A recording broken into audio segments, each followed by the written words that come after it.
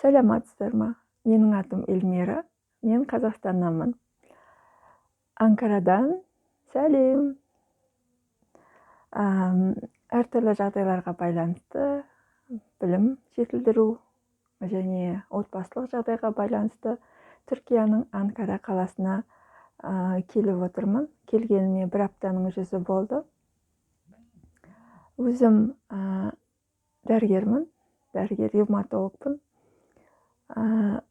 Анкара жөнінде интернеттен қарағанымда аса көп информация, мағлұматтар жоқ екен.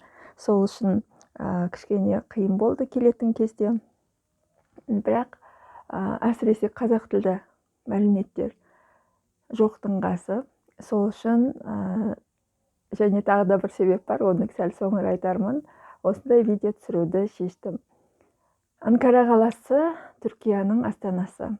1923 жылы Мұстафа Кемал Ататүріктің шешімімен елдің астанасын Түркияның орталық регионына ауыстыру жөнінде шешім қабылданған екен. Анкара 5 миллиондай халқы бар, үлкен қала, бірақ әрине Стамбулмен салыстыруға келмейді.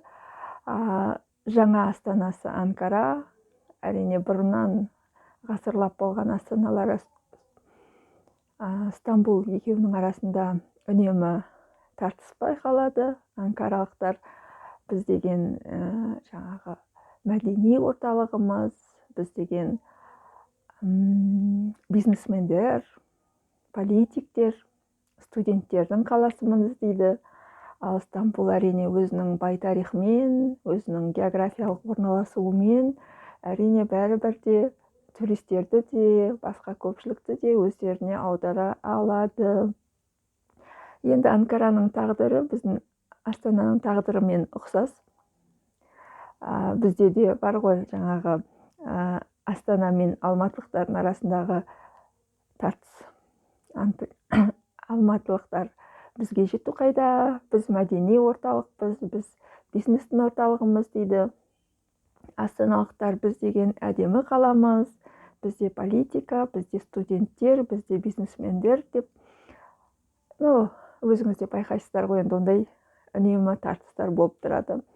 Енді Анкара қаласы теңізден алыс орналасқан, климатына байланысты ешқандай да пальмалар жоқ, теңізі жоқ, таулар, төбелер, қайыңдар өте көп.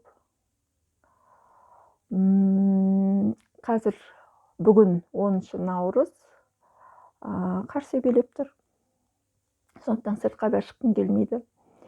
Енді бұл видео түсірудің екінші себебіне келейік. Мен дәрігер-ревматологпын деп айтып өттім ғой. Менде жұмыс бабымен мамандығыма байланысты көбіне жас қыздармен көбірек кездесеміз, сөйлесеміз. Және ол қыздардың, біздің қазақ қыздарының психологиясы мен мына түрік қыздарының психологиясын қазір байқап жүрмін. Күн суық, аса көп таныстар болмағандықтан қазір үйдемін. Және телевизордан құлағым үйрене берсін түрік тіліне деп бағдарламаларды қосып қойып жүремін. И бір бағдарлама көрдім. И сол жерде түрік қыздарының өзіне қалай относиться ететін, өзіне қарайтындарын байқап, осындай видео түсіруді шештім.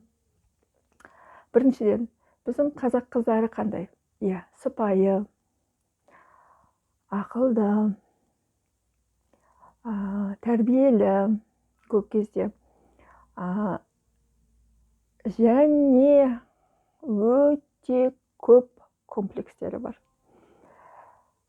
Мысалы, артық салмағы ұнамайды, шашы ұнамайды, шашының түсі ұнамайды, көздері ұнамайды, терісінің жағдайы, безеу или дақтар болуы, неше түрлі өздерінде кемістікті іздеп тұрады. Неге?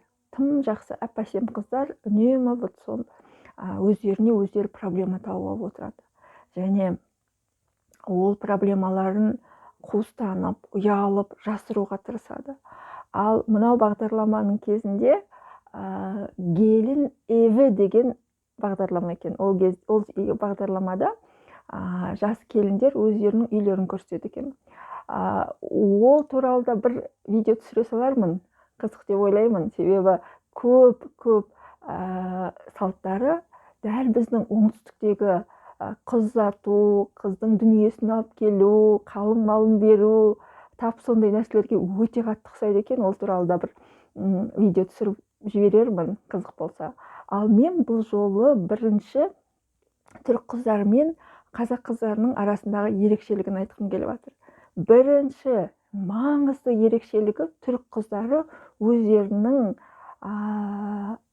неотразимость дейді ғой, бір өздерінің сұлу екеніне сенімі 100%.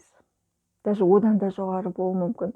Біздің қыздар ондай болса, ой, менің салмағым, менің киімім, менің басқам деп неше түрлі себептер табар еді. Түріктің қыздары өздерін уважают, өздерін сенімді ұстайды, өздерінің жаңағы неотразимый екендеріне прям уверены. Сол қасиеттер маған өте ұнап отыр. Неге біздің қыздарда ондай қасиет жоқ? Және тағы да бір айтатыным, ол қыздары